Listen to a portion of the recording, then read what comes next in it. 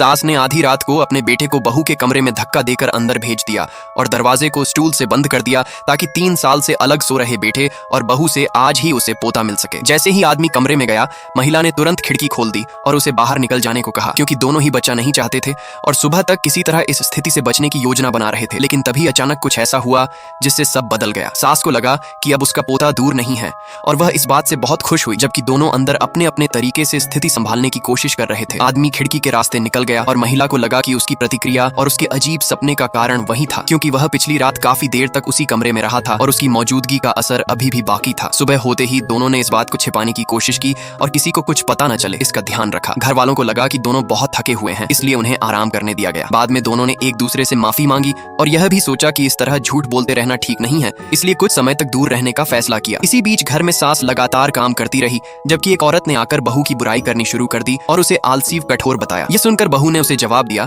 और सास ने भी अपनी बहू का साथ देते हुए उस औरत को दूर रहने की चेतावनी दी। बात बढ़ते बढ़ते झगड़े तक पहुंच गई, लेकिन सास ने दृढ़ता से अपने परिवार की इज्जत की रक्षा की। घर में तनाव के बीच यह भी सामने आया कि बहू जल्द ही तलाक लेने वाली है और वह इस घर को छोड़ने का मन बना चुकी है। दूसरी ओर पति अपने काम में व्यस्त था और उसने प्रोजेक्ट से मिले पैसे बहू को देना चाहा, लेकिन उनके बीच की दूरी और गलतफहमियां साफ दिखाई दे रही थीं। इन सब के बावजूद घर का माहौल कभी कभी सामान्य भी हो जाता था, जहां सब मिलकर खाना बनाते और साथ समय बिताते थे। सास अपने बेटे और बहू को साथ देखने की उम्मीद रखती रही, जबकि बहू अपने भविष्य के बारे में सोचते हुए इस घर से जाने की तैयारी कर रही थी। पूरे घटनाक्रम में रिश्तों की उलझन, गलतफहमियां और छिपे हुए सच धीरे धीरे सामने आने की ओर बढ़ रहे थे, जिससे यह साफ था कि आगे चलकर इन सब का बड़ा असर पड़ने वाला है।